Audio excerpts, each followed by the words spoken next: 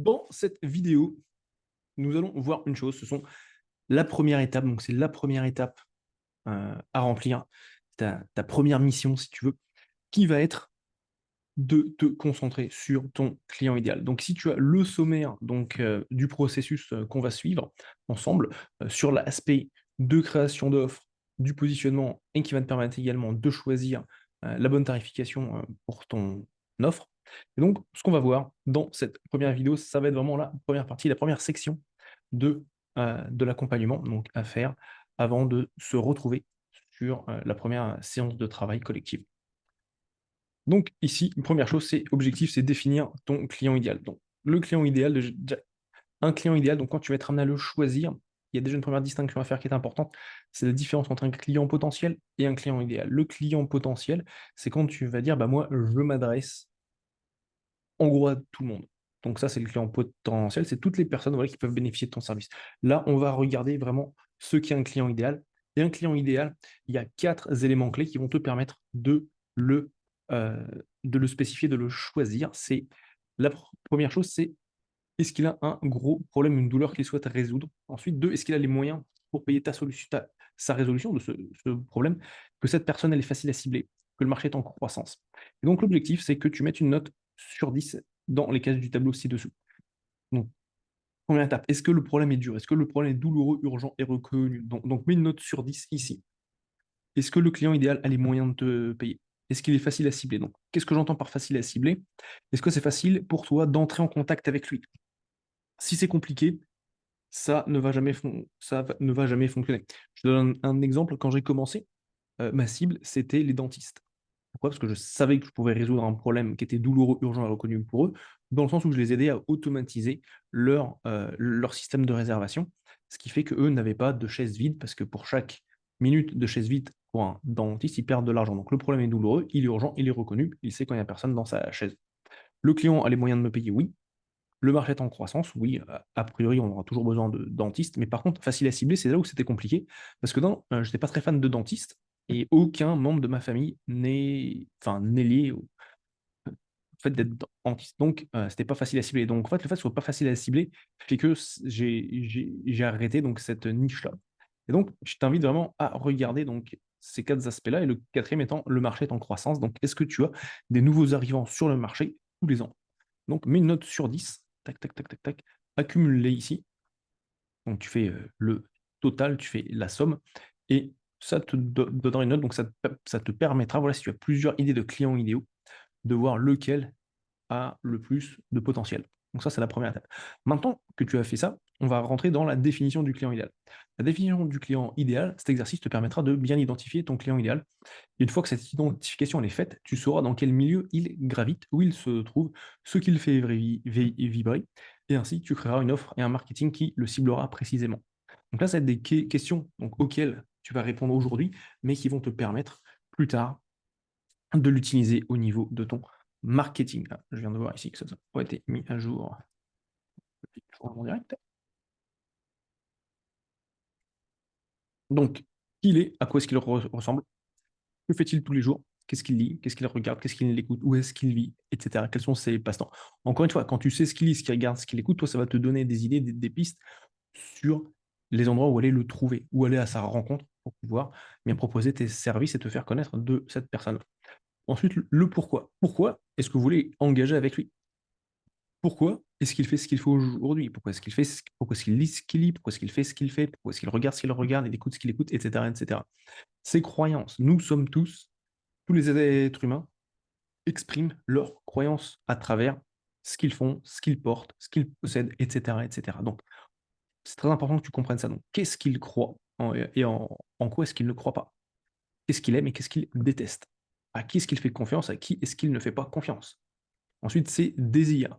Qu'est-ce qu'il aime, qu'est-ce qu'il n'aime pas? Quels sont ses objectifs? Dans son identification, donc là, c'est identifier donc, qui il est, comment est-ce que lui se représente au monde? Donc en quoi est-ce qu'il s'identifie? À quoi est-ce qu'il s'oppose et qui est visible dans son identité? Par exemple, s'il va s'opposer donc là, je donne quelque chose de très caricatural, s'il va s'opposer, par exemple, aux personnes qui utilisent du pétrole, est-ce qu'il va, par exemple, rouler en Tesla et rouler à vélo pour montrer qu'il est en opposition à ça? Qu'est-ce qui est important pour son identité par rapport à ce qui n'est pas important? à son identité. Donc, encore une fois, nous sommes tous le résultat. Donc, tout ce qu'on va faire, tout ce qu'on va posséder, ça va créer notre identité. Et donc, par rapport à ça, on va posséder certaines choses. Donc, dans tout ça, qu'est-ce qui est nécessaire pour cette identité? Qu'est-ce qui est important? Donc ça va bien comprendre et en parallèle à ça, voir ce qui n'est pas nécessaire à son identité. Ensuite, quelles sont les marques, les personnes, les produits qui définissent et renforcent son identité? Donc, remplis cette partie-là. Une fois que tu as terminé, repasse dans les 24 heures dans la vie de ton client idéal. Le but de l'exercice ici, c'est que tu deviennes intime avec ce que se dit ton client idéal à propos du problème que toi, tu résous. De cette façon, tu créeras une offre, un marketing qui répond précisément à sa problématique unique et lui, il se sentira compris. Donc pour cela, tu vas t'imaginer ce qu'il se passe pendant les 24 heures d'une journée type de sa vie. Donc, quelles sont les conversations qu'il a avec lui-même et avec les autres? Quelles sont les histoires que lui se raconte à lui-même, mais également aux autres, dans le cadre, encore une fois, du problème que tu résous? Donc, je te donne quelques exemples. Qu'est-ce qu'il va se dire le matin au réveil? Quels sont les premiers mots qu'il dit à son conjoint? Que se dit-il quand il est dans la voiture pour aller au bureau? À quoi ressemble la conversation qu'il a le midi en déjeunant? Quand il appelle, par exemple, ses amis à 15 heures, à quoi pense-t-il quand il va faire du sport le soir? Quelle conversation a-t-il à table? Etc. etc. Donc, maintenant, ton objectif, c'est de remplir ce tableau-là. Donc là, je t'ai mis les horaires à gauche. Et ici, tu mets en gros ce qu'il va se dire. Bon, je t'ai donné des exemples avec le réveil, le petit déj, etc., etc. À toi de voir et de l'adapter par rapport à la journée moyenne de ton client idéal. Donc, te dire, ah oui, le matin, il va se dire ça. À 10 heures, il a une réunion. OK, il va dire ça, ça, ça et ça au membre de son équipe. Donc, remplis-le pour vraiment que tu te poses bien les bonnes questions, pour vraiment que tu rentres dans l'intimité de ton client idéal, pour que tu captes ce que lui se dit. Ensuite, l'identification sociale du client idéal. Donc, dans cet exercice, il va te permettre de comprendre les codes que ton client idéal a et ainsi avoir une offre et un marketing qui est adapté. Donc, tu vas comprendre ces codes et avoir une offre marketing adaptée. Donc, l'identification, elle prend racine dans trois capitaux que nous utilisons pour évaluer et être évalué en société. Les trois capitaux, c'est le financier, le culturel et le social. Juste en dessous ici, je t'ai mis la liste de 21 euh, facteurs. Et donc, à toi de choisir voilà, le top 5 des plus pertinents pour ton client idéal. D'accord? Ensuite, tu vas rentrer dans le désir fondamental et la peur profonde que de ton client en te basant sur les 7 péchés capitaux. Avec cet exercice, en fait, tu comprendras ce qui motive ton client idéal dans l'utilisation de ta solution. Et avec cette information, tu sauras quoi dire dans ton offre et dans ton marketing pour le toucher plus facilement et ainsi raisonner avec lui. Donc, l'idée, c'est de se dire que n'importe quel être humain, pour remplir un besoin, pour résoudre un problème, va le faire pour des raisons qui vont être liées aux péchés capitaux. Donc, il va y avoir une des raisons, par exemple, et c'est pour le même problème, en fait, qui va être résolu, les 7 péchés capitaux peuvent être activés. La seule chose, c'est qu'il y a certaines personnes qui vont utiliser, par exemple, l'avarice, d'autres qui vont utiliser l'envie, d'autres qui vont utiliser la luxure, d'autres qui vont utiliser la paresse, etc., etc. Donc, ils peuvent utiliser les 7.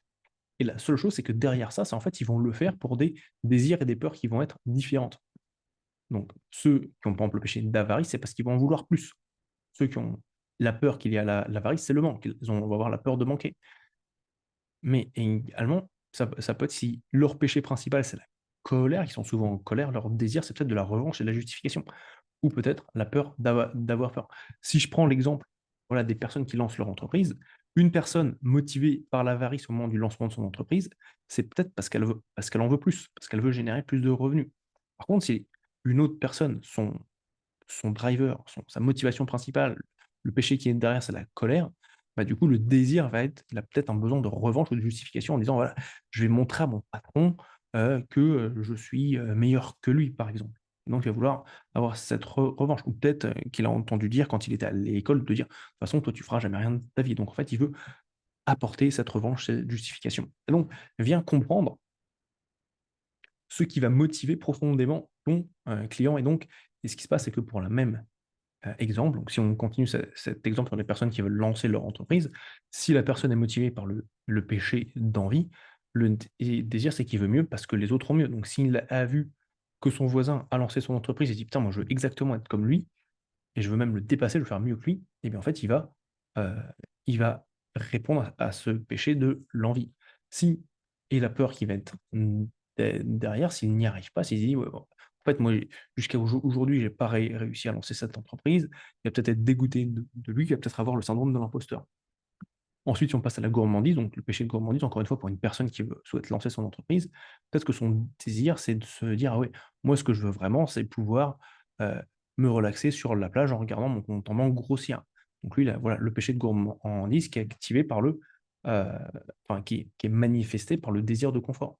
Et en face de ça, peut-être qu'il a une peur qui est liée au manque de choix et de confort. Peut-être qu'il va se dire: «Ouais, si j'ai pas mon entreprise, je vais être dépendant, je peux pas partir où je veux, je suis limité» et cetera. Donc il est limité dans ses choix. Pareil pour, la personne qui est activée pour, la luxure, donc le désir, ça va être de l'affection, de l'amour et du sexe. Donc ça peut très bien de dire: «Si je réussis mon entreprise et bah, c'est sûr que, je vais bien passer auprès de ma femme, et donc elle va m'aimer plus ou mes enfants vont m'aimer plus et cetera, parce que je vais leur construire un avenir qui va être extraordinaire.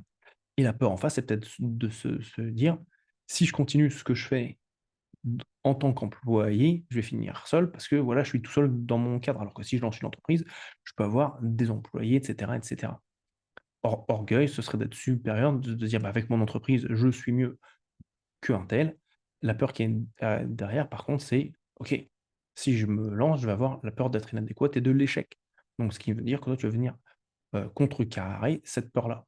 Et pour la paresse, la facilité, de se dire: «Bah, voilà, si je le lance, bah, ça va être plus facile parce que je vais faire vraiment ce que j'aime et ce que je veux et j'ai pas toutes les contraintes», donc c'est la facilité. Et les peurs qui vont être derrière, c'est la peur du gâchis et de l'effort, donc la peur de ne pas aller droit au but. Et donc en fait, pour chacun de ces péchés, de ces désirs et de ces peurs qui sont associées à ces péchés, vient en sélectionner un dans chacune de ces colonnes, donc un désir et une peur, pour vraiment, communiquer, avoir une ligne directrice au niveau de ton marketing. Une fois que tu as fait ça, tu vas venir identifier les besoins primaires, de ton offre satisfaits. Et donc, enfin, les 2 besoins primaires que ton offre, satisfait, donc si tu as les 6 besoins primaires, donc viens en sélectionner au moins 2, ça peut aller jusqu'à 3. Tout en sachant qu'à partir du moment où un service ou un produit satisfait 3 besoins primaires, ça devient une addiction parce que la personne le veut à tout prix. Ensuite, on rentre dans le spectre d'évolution du client idéal amoureux.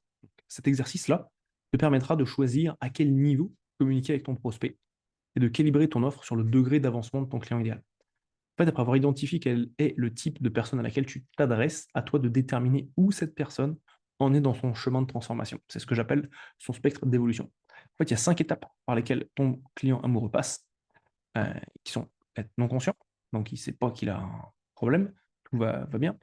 Le haut niveau 2, il est chercheur, donc il sent que quelque chose cloche et il se documente, il va lire des livres, des magazines, regarder YouTube, des webinaires, et cetera. Il est self-starter, donc avec ce qu'il a appris, il a essayé par lui-même de résoudre son problème. Il a essayé, donc ensuite arrive la première fois, donc ça va être le premier accompagnement qu'il va prendre. Il se rend compte que le faire par lui-même ne fonctionne pas et il cherche de l'aide. Ensuite, il y a le multirécidiviste. Multirécidiviste, lui, c'est il cherche toujours plus de finesse et de subtilité et il va chercher des nouveaux accompagnements. En fait, à chaque étape, il y a de nouvelles peurs et de nouvelles considérations qui sont présentes pour la personne et ça va influencer ses émotions et sa logique. Donc c'est important pour toi que tu viennes vraiment en sélectionner un, de vraiment être précis sur là où se situe ton, client idéal, dans laquelle de ces 5 phases. Donc là, je te donne des exemples juste en dessous, donc je te laisse les lire. Ensuite, on va rentrer dans la partie comprendre le marché. Donc, dans cet exercice de comprendre le marché, ça va te permettre de comprendre ce qu'il se joue sur le marché et ce sur quoi tes futurs clients mettent de la valeur pour l'inclure dans ton offre. Et ça te permettra également d'obtenir des prises de conscience vis-à-vis de ce qui est important pour ton client idéal. Et au niveau de la concurrence, il te permettra de comprendre ce qu'elle dit, les mots qu'elle emploie et les problèmes sur lesquels elle appuie. Et donc, ce qui est important avec ça, c'est qu'une fois que tu comprends ça, ça va te permettre de l'utiliser à ton tour. En gros, ils ont déjà mâché le travail. Donc, dans les concurrents, premier exercice, c'est liste les 5 concurrents, lis toutes les pages de leur site internet et note les thèmes qu'ils abordent et les mots qu'ils utilisent dans le tableau ci-dessous. Donc là, tu vas mettre ici le nom de l'entreprise concurrente à la tienne et les mots utilisés, les thèmes qui reviennent, etc. Pour que toi, tu comprennes bien quels sont voilà, le champ lexical qui est utilisé. Donc là, voilà, tu as les 5 cases remplies, les 5. Ensuite, tu vas aller consulter les témoignages. Donc, tu vas écouter au moins 10 témoignages de clients de tes concurrents Encore une fois, note les thèmes qui reviennent, les mots que les clients utilisent, etc. Et donc, liste-les ici. Alors, les livres et les revues sur Amazon, ça c'est quelque chose qui est vraiment très très cool. C'est qu'en fait, Amazon nous a déjà mâché le travail. C'est une source puissante et rarement exploitée à des fins business pour comprendre ce que les lecteurs pensent des ouvrages qu'ils viennent de lire. Le lecteur, faut pas oublier, c'est quand il lit un livre, c'est qu'il a un problème à résoudre, et ça on en est sûr, parce qu'il a payé pour résoudre ce problème. Donc, c'est fantastique. Donc, va sur Amazon et identifie 5 livres que ton prospect idéal serait susceptible d'acheter en faisant une recherche sur Amazon, comme si tu étais ton client idéal. Donc, mets-toi dans la peau de ton client idéal et imagine la requête qu'il va taper dans Amazon. Qu'est-ce qu'il va chercher comme livre pour pouvoir se documenter. Et demande-toi quelle est la recherche qu'il ferait pour solutionner son problème. Ensuite, tu vas consulter les 5 ouvrages avec le plus de revues, lis leur description, donc la description du livre, et note les mots qui reviennent le plus souvent dans le tableau ci-dessous. Donc là, tu vas noter le top 5 des livres qui reviennent, et ici les mots utilisés dans la description du livre. Ça, c'est en haut de la page Amazon. Et ensuite, pour chaque livre, regarde les revues des lecteurs, donc c'est les étoiles, et note ce que les lecteurs là, disent en positif et en négatif dans le tableau ci-dessous. Donc, pareil, les livres ici et les mots utilisés dans les revues du livre. Donc, va dans les revues, regarde ceux qui sont une étoile, regarde ce que les gens disent, ceux de quoi ils se plaignent. 2 étoiles, pareil, regarde de quoi ils se plaignent. 3 étoiles, etc., etc. Et quand tu vas arriver à l'étoile numéro 5, tu vas voir ce que eux trouvent de positif dans le livre. Et toi, ça va t'indiquer une chose, tu vas commencer à comprendre, en fait, ce que les gens aiment et ce qu'ils n'aiment pas. Et donc, avec ce qu'ils aiment, bah, tu vas pouvoir continuer à le faire. Et ce qu'ils n'aiment pas, bah, tu vas pouvoir apporter une solution au niveau de ton offre et de ta proposition de valeur. Ensuite, on va rentrer dans les communautés. Ce qui est fantastique avec Internet, c'est qu'aujourd'hui, à partir de ton ordinateur, même de ton téléphone, tu as accès à des communautés partout dans le monde. Tu as des communautés euh, voilà, sur Facebook, des forums, etc. Et ça, c'est rempli, c'est gorgé d'informations. C'est extraordinaire. Donc, les communautés, voilà, c'est les endroits où tes clients idéaux se retrouvent pour échanger et trouver de l'aide pour solutionner leurs problèmes. Ces conversations, voilà, peuvent avoir lieu dans des groupes Facebook, des forums, des groupes Slack, Discord, etc. Donc, à toi de trouver ces lieux de conversation, où ces conversations ont lieu. Et pour te donner un exemple, quand je me concentrais sur les organismes de formation, j'ai trouvé euh, un groupe Slack qui ne contient que des organismes de formation. Il y a peut-être 1000 organismes de formation dedans. Et donc, c'est là où ils viennent parler, c'est là où ils viennent discuter des problématiques qu'ils rencontrent. Donc, en gros, mine d'or, pour mieux comprendre mon client idéal. Et donc, une fois que tu les as trouvés, identifie les conversations que les participants ont et note-les dans le tableau ci-dessous. Donc là, encore une fois, note les communautés et regarde les sujets de conversation. Ça va t'informer sur comment progresser au niveau de ton offre et ensuite de ton marketing. Voilà, donc ça, c'est l'étape à faire pour la séance numéro 1. On se retrouve très bientôt pour la suite et l'étape numéro 2.